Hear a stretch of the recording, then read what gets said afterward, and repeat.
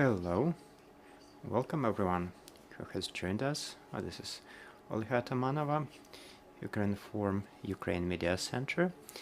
It is 223rd day of our fight for our freedom and independence, and today we have the following events prepared for you. At 1:30 we will have Mr. Plechkov, the head of Ukraine's nuclear power regulator in the former years. And right now we have with us Vasyl Furman, Deputy Chairman of the National Bank of Ukraine. Glory to Ukraine, glory to the heroes. Today, Vasyl, we are going to discuss foreign currency market. So quite recently it was decided to ban transfers from hryvnia bank cards. What operations is this all about? Yes, we need to explain a bit because transfers from hryvnia bank cards are still permitted. So since October 5th, there is the ban of B2B transfers to the bank cards of foreign banks. So this was a ban introduced in April that has enabled the support of relatives. I mean, it was lifted then, but after the 7 months of war, the role of such transfers for the support of relatives is not relevant anymore, and the risks in terms of buying foreign currency are high. And in order to protect foreign currency reserves of Ukraine and in order to ensure defense procurement, these measures need to be taken. Ukrainians will still be able to transfer their money abroad to pay for the studies, for the treatment of patients, for paying the alimony, and also taking care of the dead. And also, since October 1st, it is permitted to transfer money to non-residents for education. Also, the citizens of Ukraine can transfer money between bank cards and Ukrainian hryvnias, and also we will still have available transfers of foreign currency from the foreign currency cards to international banks with a certain limitation in the amount. So the ban is just for some operations. Generally, Ukrainians can transfer money. Let's say if there is a Ukrainian woman in Poland and her husband in Ukraine, they can transfer money from one to another. There is no problem about that.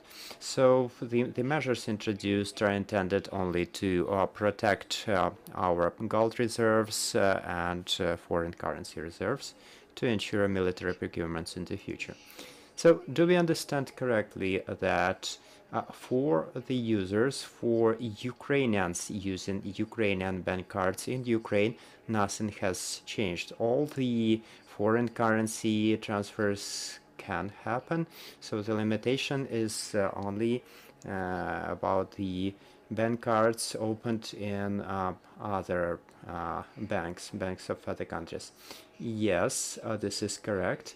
And also, speaking of transfers from Ukrainian foreign currency bank card to an international bank card, such transfers are possible. The limits are 100,000 hryvnias per month. So again, for regular citizens, for the vast majority of the population, this will have no impact at all. So the intention here is to limit different kinds of speculation operations, because wherever there are some limitations, some people are trying to earn additional money illegally. So the National Bank sees all of this, and on the one hand, we are limiting some practices. On the other hand, we are easing some requirements.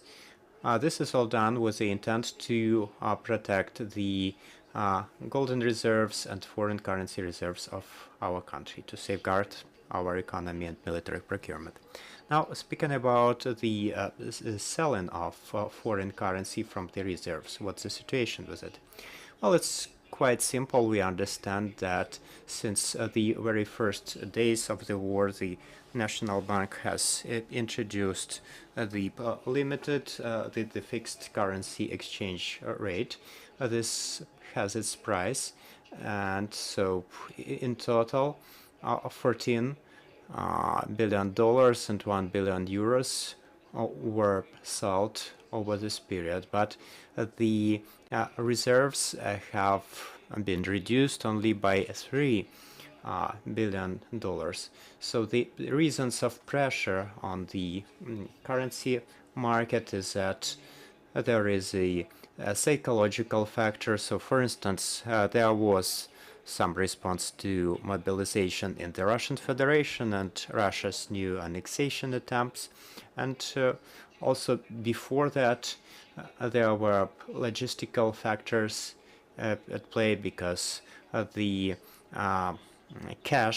foreign currency cash was limited. So the National Bank was intervening for a couple of times. And the reason is that it now takes a longer time and it takes more money to bring foreign currency in cash into Ukraine, but National Bank is dealing with this, and we have already completed 8 operations of supporting the situation with dollars and euro.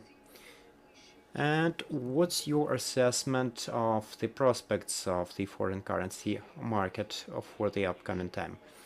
Well, honestly, if we assess the numbers that we have sold, but they are quite big, and there was some a reduction in the amount of national reserves, although not very considerable. And also National Bank is right now implementing independent policy, including policy on the currency exchange market. So it is balanced to some extent. The market is balanced, but we need to be growing Ukrainian expert, and we need to get more international support. So a lot is being done in this area, and also we need to limit the participation of National Bank in financing of budget expenses, because it will have some impact on the inflation and devaluation expectations of our citizens. So in the budget for 2023, we can see that the budget is going to be supported by international sources. For instance, the US has recently announced that it's going to be providing $1.5 billion each month till the end of the war. They have also encouraged Europe to provide an equal amount. Also, we have heard from the head of the National Bank of Ukraine about the amount of support from IMF.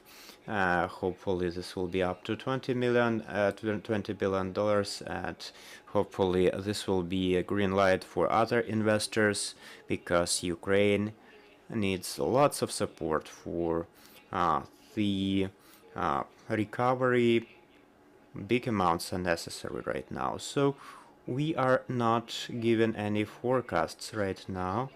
And looking at the 2023 budget, the annual forecasts of the Cabinet of Ministers are about 42.2, and we see that average annual exchange rate is more or less the same.